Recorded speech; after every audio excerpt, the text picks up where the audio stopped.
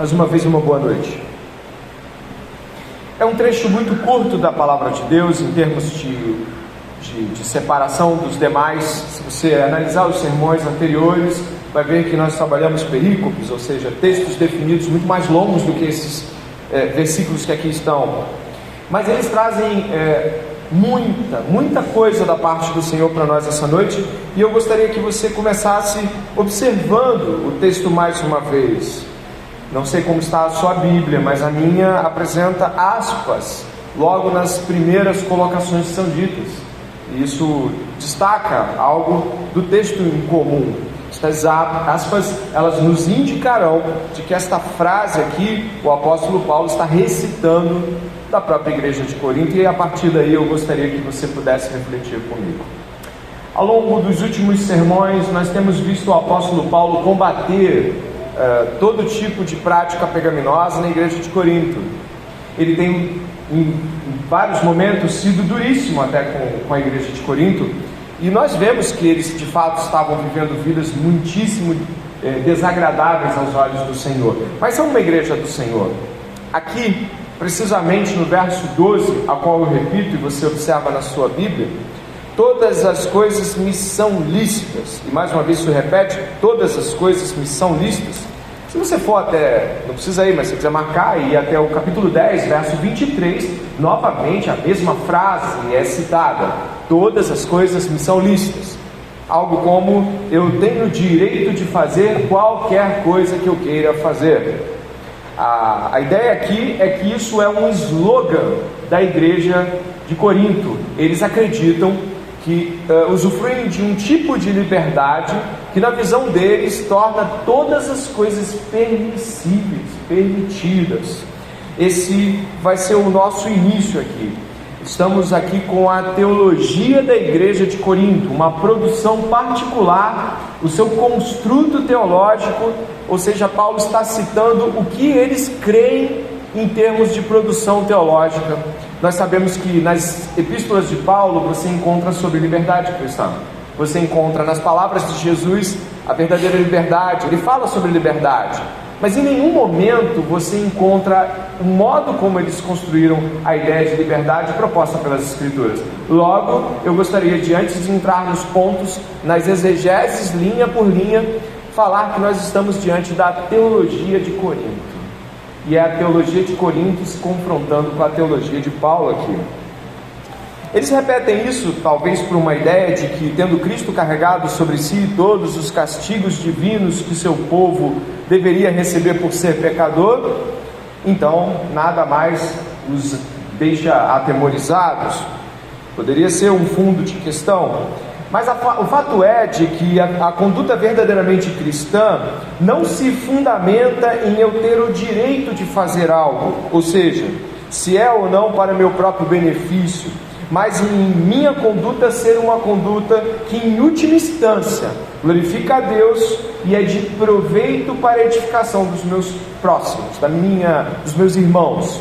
Ou seja, quando nós encontramos a teologia da Bíblia, jamais ela apoia um tipo de liberdade que vai contra Deus e não é de proveito para meus irmãos. E eu gostaria de ir direto ao texto, mas por que talvez nenhuma introdução aqui? Acredito que tivemos muitos momentos de introdução e talvez tenhamos outros, mas aqui o texto é bem direto. Eu faço o que eu quiser, diz os Coríntios, e tenho liberdade em Deus para fazê-lo. Vamos ver o que a Bíblia diz sobre isso. Gostaria então de começar esta jornada com você a partir do verso 12, sob o título de "Somos escravos daquilo que cremos está debaixo da nossa própria autoridade". Pois é, eles têm uma ideia aqui acerca disso, de que eles têm autoridade o suficiente para controlar todas as coisas. Afinal, se tudo é livre para eles, é sinal que eles têm controle sobre tudo isso. Sua liberdade aparentemente não os dá medo em nenhum sentido. Eles são senhores da sua própria liberdade. A questão se estabelece em vários ângulos. O primeiro que eu gostaria de julgar com vocês é que esta igreja aqui do primeiro século, ela acredita não somente que ela tenha liberdade, ou seja, liberdade de prática a qualquer nível, como ela também tem a capacidade de julgar a sua própria liberdade em si mesmos. Eles têm a liberdade e são árbitros de seus próprios comportamentos. Eles não têm limites para si mesmos, são seus próprios juízes morais. Eles creem que podem fazer o que quiser e são livres para isso. O apóstolo Paulo, óbvio, vai refutar uma ideia dessa. Essa libertinagem da igreja de Corinto vai ser refutada, e Paulo vai fazer isso usando um paralelismo, algo tão comum no livro de Provérbios, mas que vai acontecer aqui. Paulo faz um paralelo, os versos 12 e 13, observe as escrituras, eles são uma espécie de paralelo ali ao verso 13b e 14. Então nós temos 12, 13a, um paralelo de frases dos coríntios. É muito provável que o verso 13 seja tal como o verso 12. Repare, por favor, os alimentos são para o estômago, e o estômago existe para os alimentos. Isso também vai ser refutado logo em seguida. E essa provavelmente também é uma frase da igreja de Corinto. E a gente vai entender por que eles se justificavam com base nisso. Então, essa estrutura que Paulo vai fazer aqui de 12, 13 e depois combater com 13b e 14 é o que você encontra como estrutura de texto para o nosso estudo, e não um sermão, um estudo esta noite.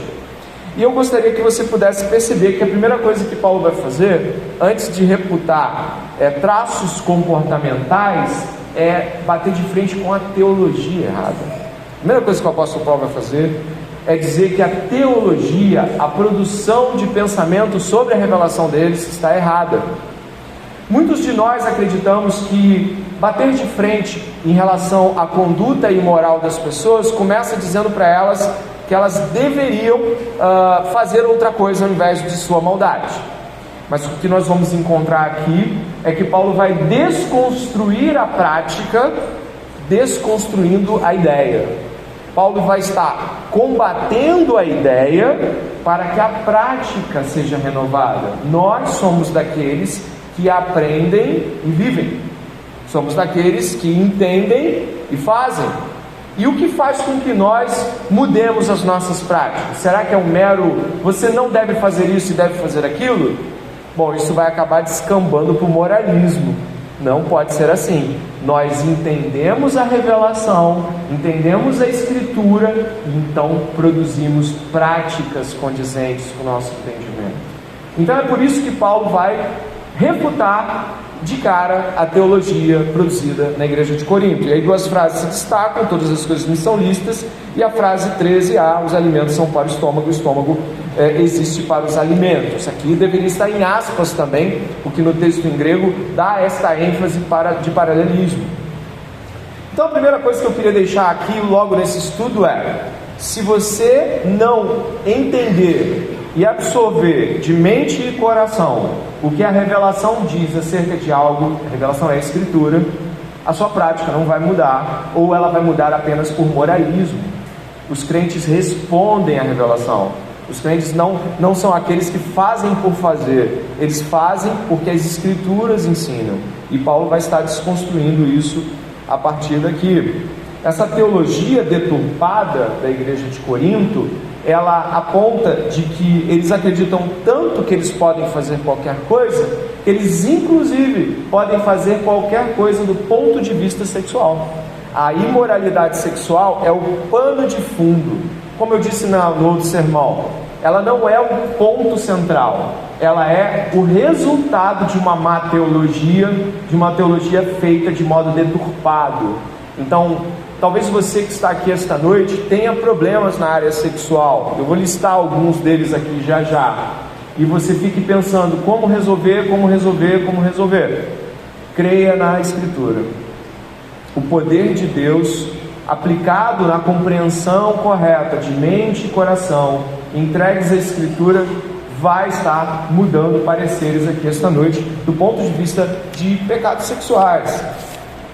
Eu gostaria então de continuar dizendo para os irmãos que a teologia errada da igreja de Corinto, ela era feita com base em alguns pressupostos extremamente nocivos.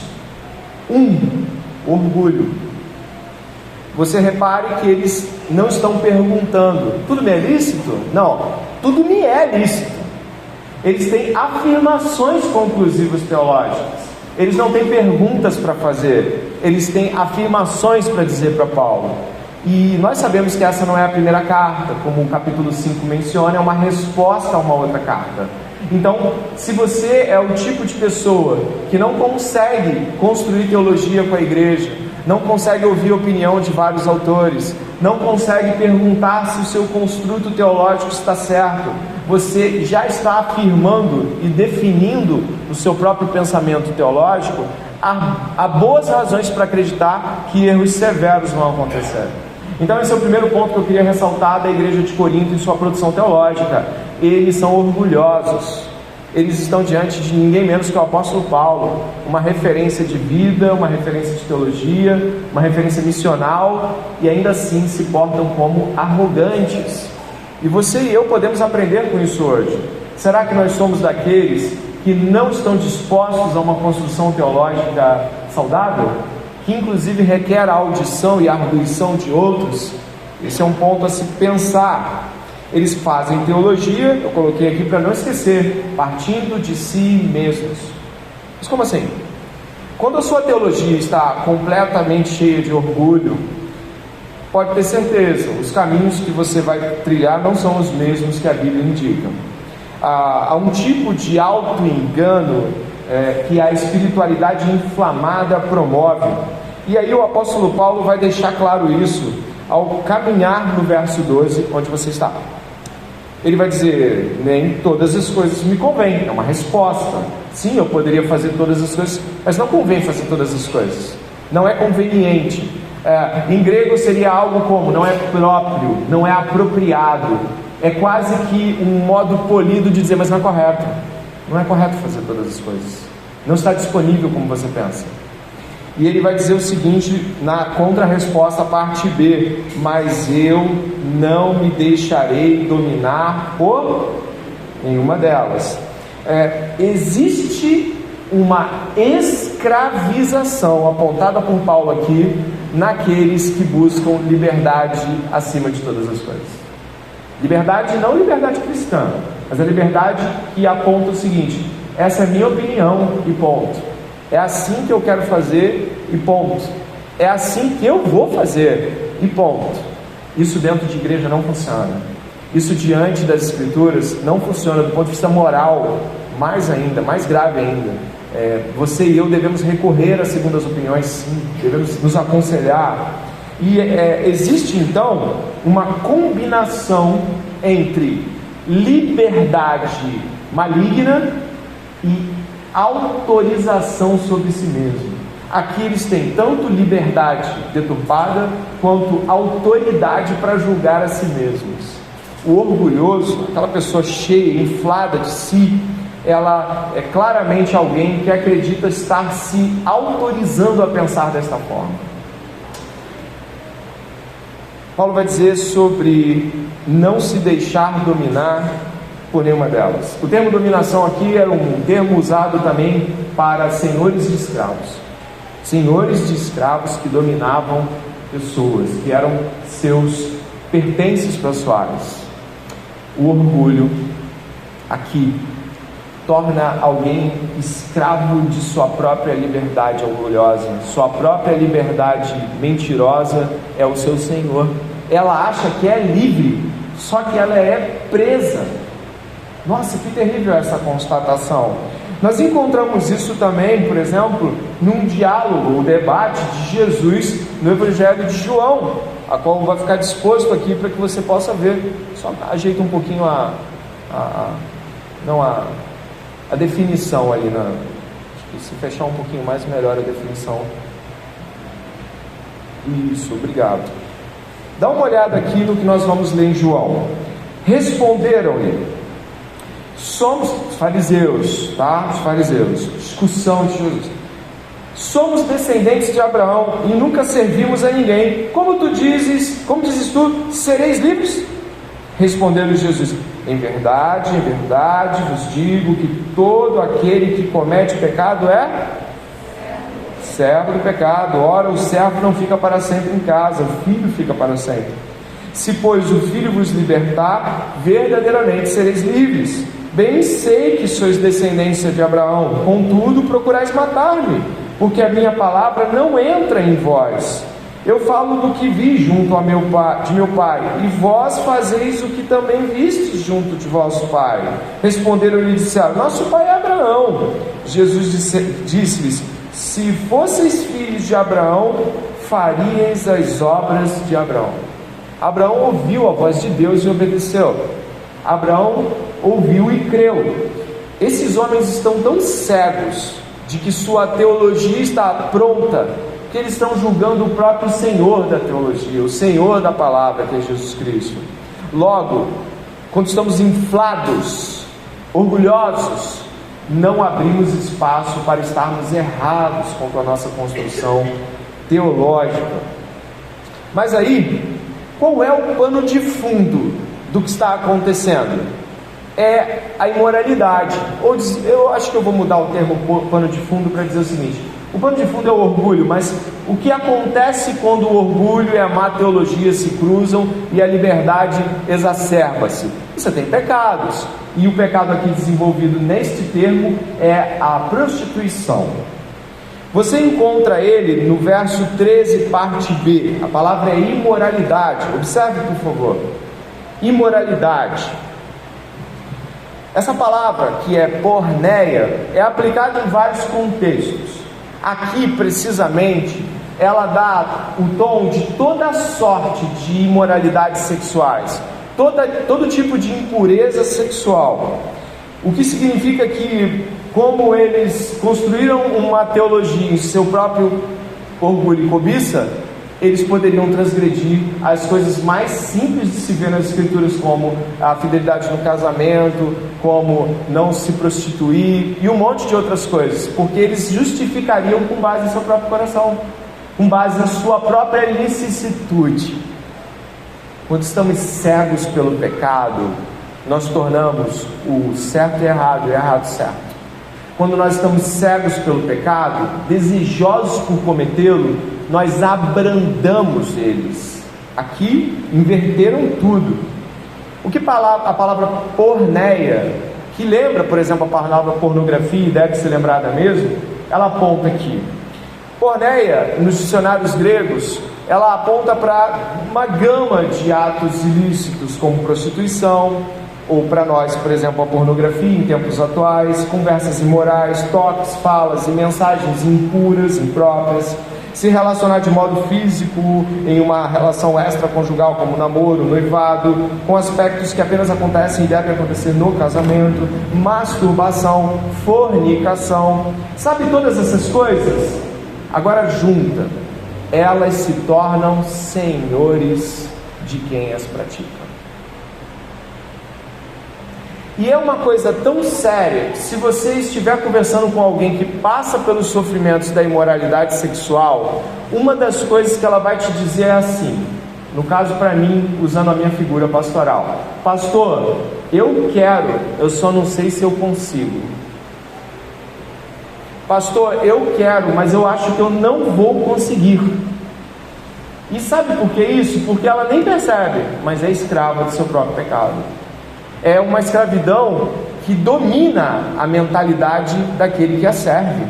Logo, dentro dessa perspectiva, e aí a gente pode, no casamento também, o adultério, a objetificação do cônjuge, o cônjuge se torna objeto, ele não é mais refletido à luz de Cristo, então basicamente ele serve aos propósitos e apetites do outro. E outras coisas assim, mano. Nos casamentos também acontecem quebras de aliança por conta dos mesmos pecados que acontecem também com solteiros em estado de modo impróprio. Se você olhar para o Velho Testamento, que também condena a imoralidade, vai perceber que isso que está acontecendo em Corinto não é novo. Dá uma olhada em Oséias capítulo 4, verso 11. Você pode ler para mim, por favor? a prostituição,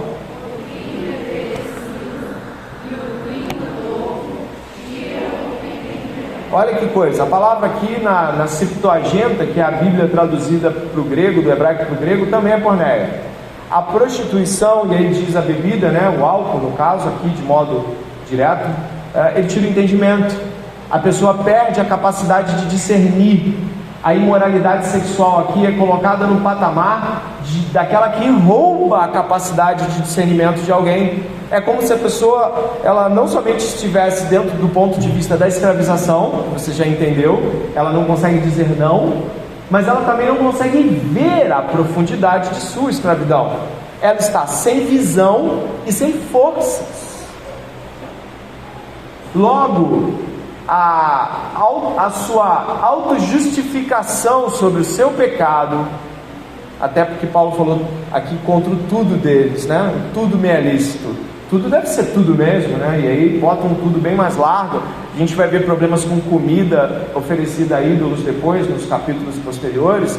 A gente vai ver problemas na ceia do Senhor. Eles tinham problemas para todos os lados, né? Problemas em tudo. O tudo deles era um descontrole com relação a tudo que deveria ter limites.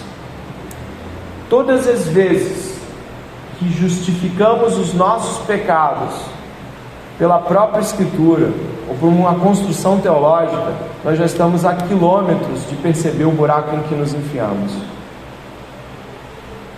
Por isso, imagine aqui, antes de avançarmos para o próximo ponto, que você tem problemas com pornografia. A pornografia, a lícita e a ilícita. Qual é a lícita? Aquela que está no seu filme, que você não é um filme pornográfico, mas se você passa por ele e você não o condena, mesmo que ele traga coisas das quais você condenaria se estivesse num filme de pornografia. Mas você não condena, porque é light, só passar com o negócio, né? Só passar com o controle. Ou mais, olhares nas ruas, prolongamentos de visão acerca de corpos e braços e pernas e seios. Sabe o que eu estou dizendo para você? É que nós não percebemos que isso nos tira o entendimento, e que se ficarmos escravos desse tipo de comportamento, vamos logo fazer teologia para nos justificarmos, a ponto até de escalonarmos de repente alguns pecados acima dos nossos. Não pode permanecer. Cega o entendimento, se torna senhor de quem o comete. Não é para continuar. Você que está me ouvindo aí sentado, é para todos nós, mas se você está nesse momento considerando as coisas que você pensa, vê, e o modo como você interage com o mundo e a área sexual que envolve esse tema aqui, você precisa ser radical, você precisa ser extremamente truculento, porque você está perdendo o entendimento, você está sendo cegado por isso, e isso está te assenhorando.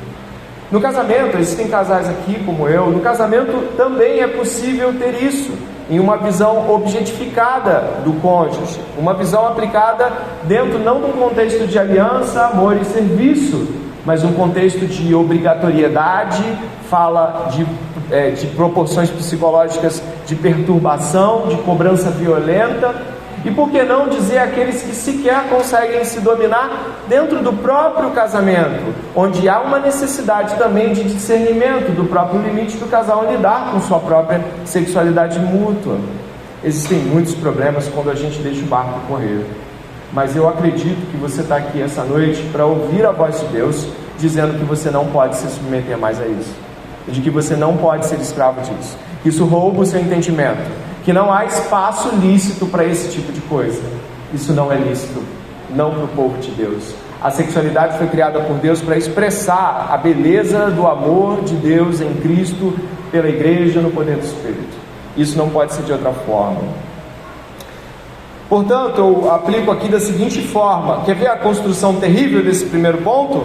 Orgulho teológico somado a autorizar a si mesmo contra os seus comportamentos, ou seja, pessoas que dizem que não devem ser seccionadas contra o seu comportamento. Algumas pessoas têm problemas de serem criticadas quanto às roupas que não estão legais, às vezes as falas não estão legais. O comportamento do cristão precisa ser regulado pelas Escrituras, mas é Deus quem usa as pessoas para a gente fazer isso.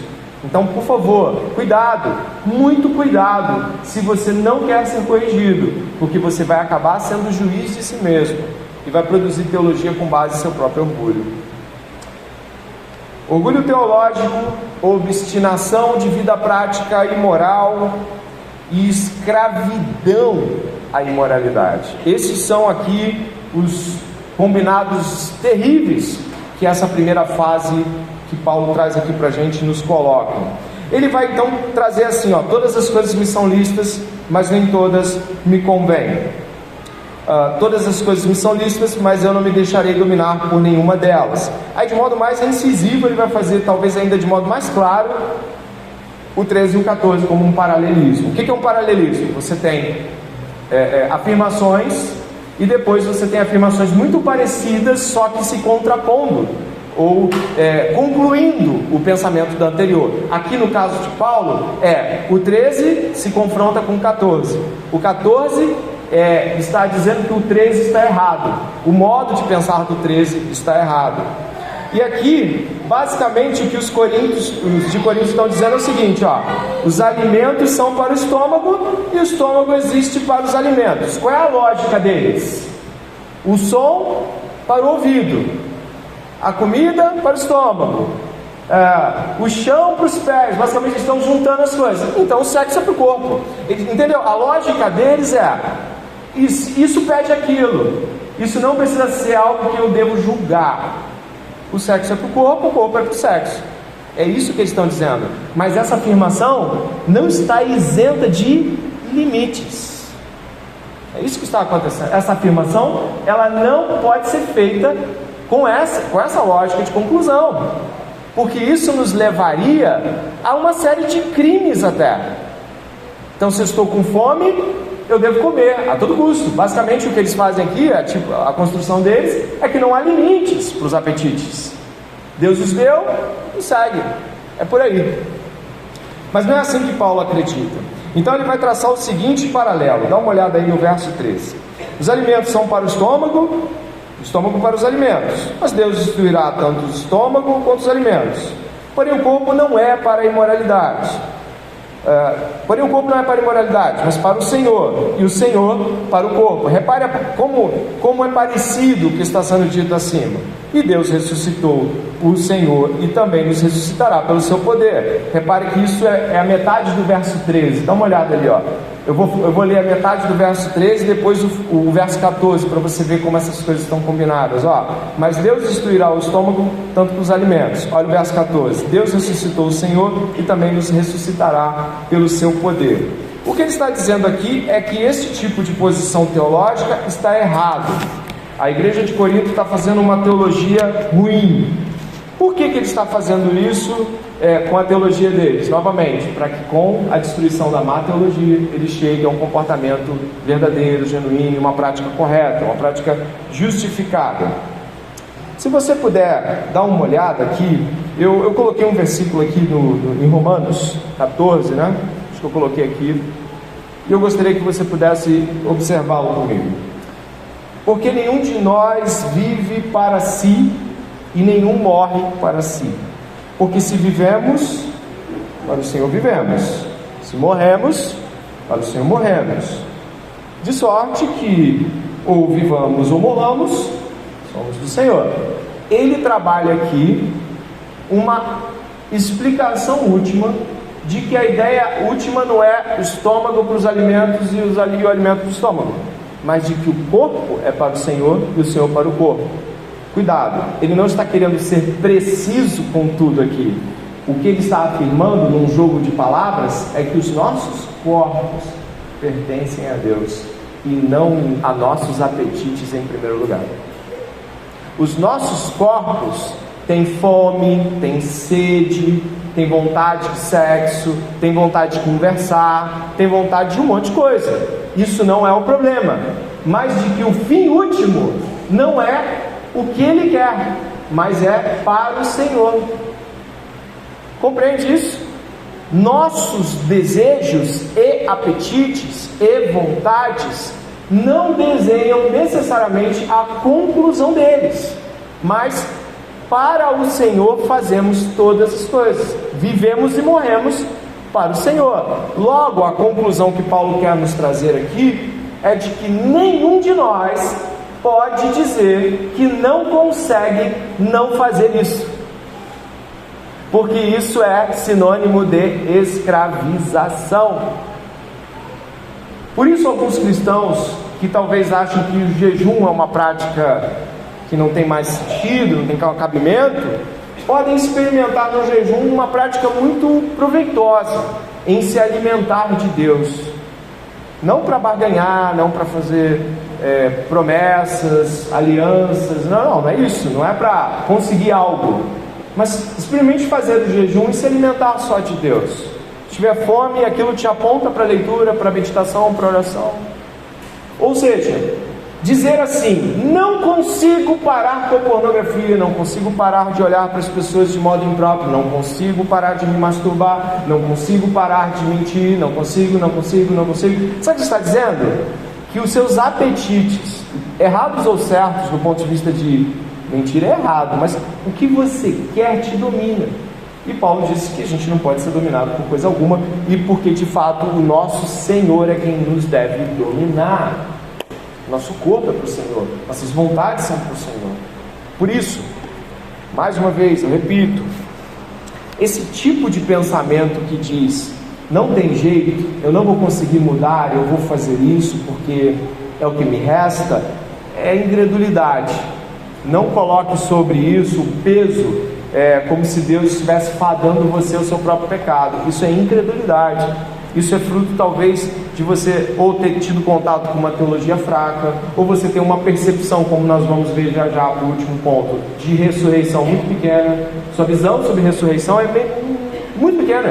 Então você não consegue vencer só olhando para eu quero vencer. E eu caminho aqui mostrando a frase de Paulo, que diz assim, né? Mas Deus destruirá tanto o estômago quanto os alimentos. Porém o corpo não é para a imoralidade, mas para o Senhor, e o Senhor para o corpo. Novamente, é um jogo de palavras.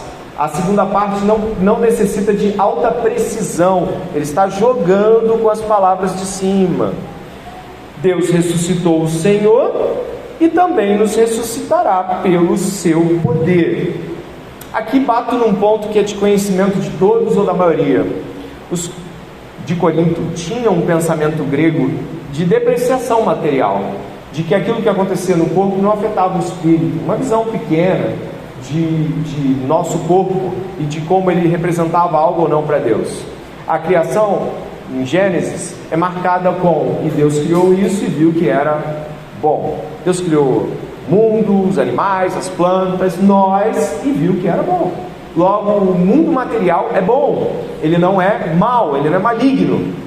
Logo, você não pode dizer assim: que porcaria eu ter esse desejo, por que eu não me contenho, melhor que me for arrancado. Sabe essas coisas que a gente fala quando está no auge da loucura do pecado? A gente condena a criação, né? Juiz da criação. Por que Deus me deu isso para sentir? Eu não queria gostar de ninguém. Eu estou gostando de uma pessoa errada, nutriu pensamentos equivocados, e agora está condenando porque Deus colocou a centelha do desejo pelo corpo, sabe? Um monte de coisa boa que Deus fez, mas a pessoa está condenando as coisas boas criadas porque não se domina. Isso é comum. Eu já fiz isso, talvez você já tenha feito também, de condenar a culpa é do Criador, porque para que Ele deu essa vontade? Só que a vontade é boa no sentido daquilo que Deus fez. Nós é que geramos elas nos dominam e a gente começa a não saber mais o que fazer com elas. Então, o que eu gostaria de pensar? Embora o estômago seja irrelevante para a ideia da ressurreição, a gente não vai ficar sentado aqui fazendo teologia sobre o estômago e os alimentos, talvez não tão profunda assim, mas o que Paulo está dizendo é: mas o corpo, a ideia do corpo, a ideia de ter um corpo, de viver e ter um corpo, Paulo está dizendo, isso tem a ver sim com o final das coisas. E ele aponta para quem? Para Jesus. que ressuscitou com o corpo. E aí ele derruba qualquer ideia de que o mundo material não tenha objetivos perante Deus. Então, eu gostaria de ir para o último ponto daqui do nosso estudo, ao analisar a ressurreição como argumento máximo. Você olha aí no verso 14.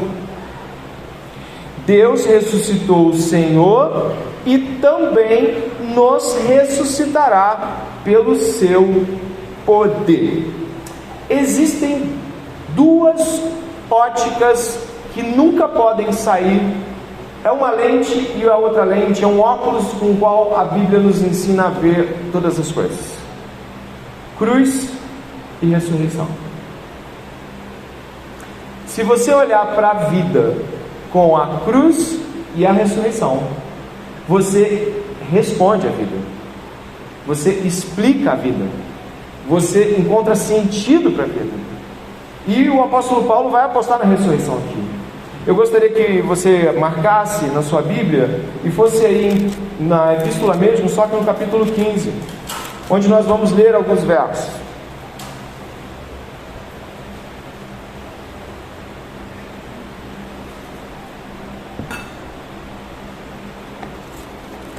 Antes de lê-los, eu gostaria de te afirmar que também uma visão pequena sobre a ressurreição de Jesus, e logo a nossa, leva-nos a cometer pecados sim, ou nos dá menos ferramentas. Uma visão pequena sobre ressurreição é muito problemática, e uma visão muito densa e profunda sobre a ressurreição nos traz consolo e conforto e ferramentas contra o pecado. Capítulo 15, verso 1.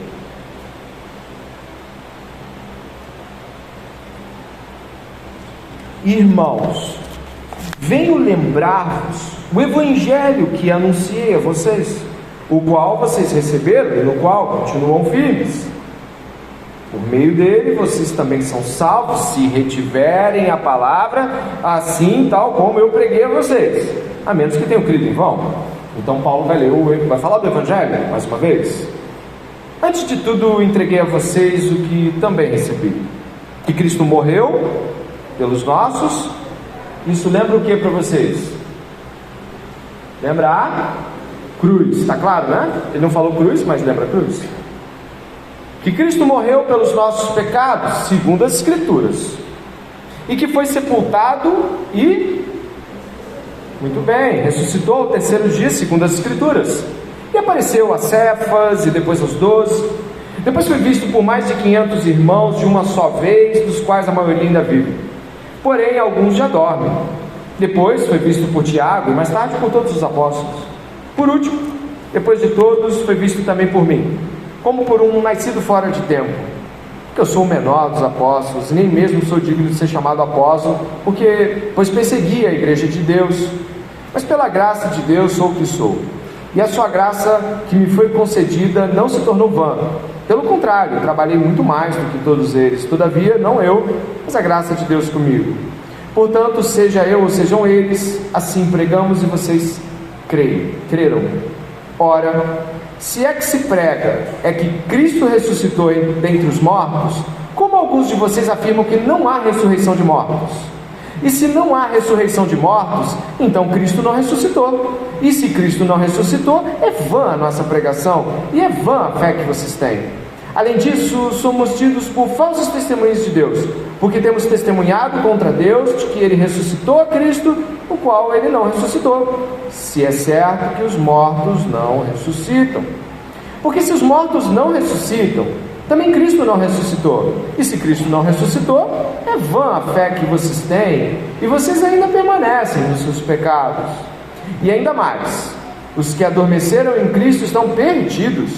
Se a nossa esperança em Cristo se limita apenas a esta vida, somos as pessoas mais infelizes deste mundo. Mas de fato Cristo ressuscitou dentre os mortos, sendo Ele as primícias dos que dormem. Preste bem atenção, por favor. O texto nos traz uma ideia, por isso que eu não quero pegar o texto todo, mas ele nos traz uma ideia central. de que a ressurreição de Cristo é fato concreto e de que a ressurreição de Cristo dá sentido à vivência da fé cristã. Porque se nós estivermos nesse mundo vivendo por este mundo, pelas esperanças deste mundo, pelas vitórias deste mundo, pelas conquistas, não vale a pena. Porque a ressurreição nos aponta para algo maior do que as nossas vitórias aqui, sobre o pecado, as conquistas materiais, as lutas contra aqueles que atacam o Evangelho, as perseguições. Tudo isso seria muito inútil se não houvesse vida após a morte em Cristo ressurreto. Logo, como Cristo ressuscitou, a vida cristã tem sentido. Com a cruz, a vida cristã acontece, ela se torna possível do ponto de vista jurídico, legal. Cristo morreu pelos pecados de cada um dos que creriam e creram. Mas para que eu possa ter certeza disso, Deus o ressuscitou dos mortos. E isso aponta os meus olhos para a eternidade. Na cruz nós vemos como o pecado é destruidor e nocivo. Como a raça humana, cada um de nós é mau ao extremo, a ponto de matar o Filho de Deus. Na cruz nós conseguimos ver o amor de Deus ao entregar seu Filho para nós. Como Jesus Cristo se abnegou, nós devemos nos abnegar. A cruz tem N ensinamentos, além de sua eficácia real de salvar pessoas. Aí quando eu digo a cruz, eu falo da obra de Cristo na cruz do Calvário, não a cruz de madeira. Logo, preste atenção, a cruz nos ensina a andar, a caminhar, e a ressurreição nos aponta para onde olhar. E eu conheço a frase aqui, eu acredito que ela seja razoável ao menos. A cruz ensina o caminho e a ressurreição aponta para o destino. Quem vive na cruz, e quem olha para algum lugar, olha para a ressurreição. É assim que a Epístola aos Hebreus aponta a vitória de Jesus no capítulo 12, de que em face dos sofrimentos que ele iria passar, ele olhou para aquilo que seria proposto e encarou o desafio da cruz, porque ele tinha esperança no Deus que ressuscita os mortos. Logo, por que você não consegue vencer os pecados que te acometem? Porque tem sido dominado por pensamentos imorais ou pensamentos lascivos, uma visão deturpada de sexualidade, já que esse é o contexto direto aqui. É porque a sua visão de ressurreição também é pequena, e logo todo tipo de prazer que você encontra aqui, você se apega. Todo tipo de prazer imundo, todo tipo de escape imoral te agrada, porque a visão de prazer contínuo, perfeito e profundo que só a ressurreição nos dá, você não tem. É visão pequena de ressurreição. E por isso Paulo aponta para a ressurreição. Ele aponta para Cristo e a ressurreição como fim para o corpo. Nosso corpo será ressurreto em Jesus. Cada pedacinho de coisa, de corpo que tiver por aí em todo mundo, os corpos no mar, os corpos na terra, todos eles serão agrupados por Deus. O Deus que fez do nada, certamente com a mesma facilidade faz de partículas que aparentemente nem estão mais à visão de outros. E isso deveria nos fazer refletir por algumas coisas. Talvez a primeira delas seja de que gostamos muito de nossos pecados, mais do que da ressurreição. E por isso nossa vitória contra os nossos pecados é tão inexpressiva, irregular ou ausente, porque gostamos dos nossos pecados e nos justificamos porque eles se tornaram senhores. Essa semana o Igor, nosso querido Igor, aqui da igreja, daqui a pouco ele chega, ele falou que vai vir, ele falou: nossa, André, eu não admito quando alguém diz assim, eu sou assim mesmo, eu sou estourado, ou então eu sou vaidoso. O Igor me contando sobre a teologia dele. Porque isso não é teologia, isso é pecado. Eu não posso assumir o pecado como um traço da minha personalidade, eu devo expulsá-lo. E eu não posso negar que eu sou vaidoso do ponto de vista da prática da vaidade, mas eu não posso querer que isso continue sendo um traço da minha personalidade. mas talvez você seja alguém lascivo. Olhar para as pessoas é apavorante para você, porque você as despe, ou seja lá como você lida com isso, mas Cristo trouxe vitória essa noite para você. Ele trouxe vitória ao te apontar para a ressurreição. Ele te trouxe o caminho para a vitória sobre o pecado ao andar na cruz, na abnegação, na radicalidade de quem joga o braço, mas não entra com 2 braços no inferno, que arranca o olho, mas não entra com 2 olhos no inferno, da radicalidade do pecado, que combina muito bem com a radicalidade da cruz. A cruz é radical, diz John Stott em seu livro clássico sobre a cruz de Cristo. A cruz é radical, e por isso a luta contra o pecado deve ser igualmente radical. Por isso, crente, eu termino aqui hoje essa prédica falando com você, comigo e com todas as pessoas que podem esta noite estar desanimados com seus pecados. Existe vitória para o povo de Deus, e ela está na cruz e na ressurreição, e devemos nos lançar nisso, uma vida cruciforme e uma esperança no porvir. Enquanto a sua esperança for nas gratificações do pecado, você não se livrará de seu senhorio. Mas quando as suas gratificações, quando a sua alegria e sua esperança não forem necessariamente em coisas daqui, embora elas tenham seu valor, como estava até conversando com uma irmã hoje de tarde, falando com ela assim: nossa, todas as vezes que eu penso nas coisas que eu não tenho e gostaria de ter, a graça fica mais ofuscada, mas isso é natural, porque imagine, existem pessoas que gostariam de ter filhos, outras que gostariam de ter empregos, outras que gostariam de ter casamentos, e o Deus não prometeu nada disso objetivamente para todo mundo. Então nós deveríamos ficar com as promessas objetivas, aquelas grandes promessas, e aquilo que Deus nos der ao longo deste caminho, nós recebemos e agradecemos, e aquilo que Ele não nos der, não era para ser dado a nós, e não devemos lutar contra a vontade de Deus, mas abraçá-la. Espero que a sua visão sobre a ressurreição cresça, sobre o mundo que há de vir, o glorioso céu de Deus, onde Cristo habitará conosco todos os dias. Não haverá mais pecado, tentação, morte, dor, nenhum dos flagelos desse mundo. Vai ser um momento que nunca mais vai passar, e a gente vai falar: caramba, por que eu não fui mais diligente? Não sei se Deus vai nos dar estas memórias. Sei que Ele nos dará memória, sim.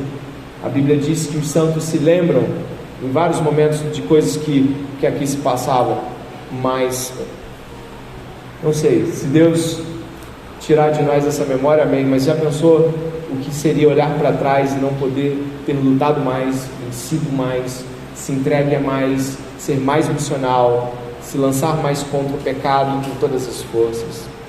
Que Deus abençoe você, e eu peço que você ore comigo. E se você tem problemas em qualquer área citada aqui hoje, ou mesmo com qualquer outro pecado, procure ajuda. Como pastor, eu estou à disposição. O que você não pode é cruzar os braços e aceitar. Isso é inaceitável, não é lícito. Senhor nosso Deus e Pai, graças te damos, porque a bondade de Deus se revela aqui esta noite. Estudamos sobre como o Senhor quer nos libertar, de que modo a libertação de Deus está disposta a cada crente aqui esta noite.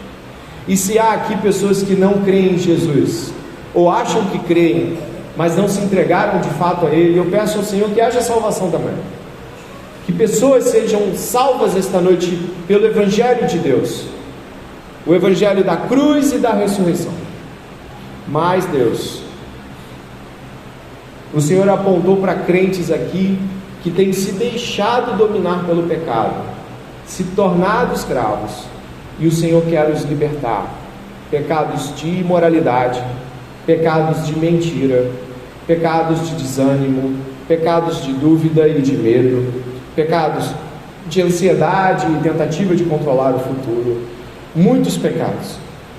Mas não somos aqueles que são, Pai, em nome de Jesus, não somos aqueles que são dominados, escravizados por esses pecados. Por isso eu peço ao Senhor esta noite, que cada homem e mulher aqui que teme ao Senhor, Reúna forças em Deus e pelo poder do Espírito Santo, lance fora esse tipo de vida esta noite, Pai.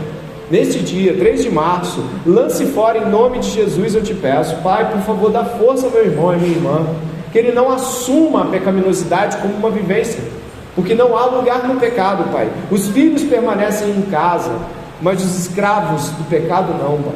Então, liberta meus irmãos, Pai, liberta eles, nos liberta como igreja, em nome de Jesus, Pai. Que haja hoje aqui um grande batismo de libertação, de pessoas que não estão mais subordinadas a esta miséria, que vão poder falar desse assunto com liberdade, que vão poder pedir, Pai, eu te peço ajuda com a mesma liberdade, sem vergonhas e medos que fazem com que a vitória não venha também. Em nome de Jesus, Pai, eu clamo por mim, por meus irmãos. Eu clamo para que o Senhor nos liberte, porque se o Filho nos libertar, verdadeiramente seremos livres. Que haja libertação esta noite. Nós te agradecemos por este culto, pelos cânticos, leituras e meditações, pela palavra de Deus em Cristo Jesus. Amém e amém.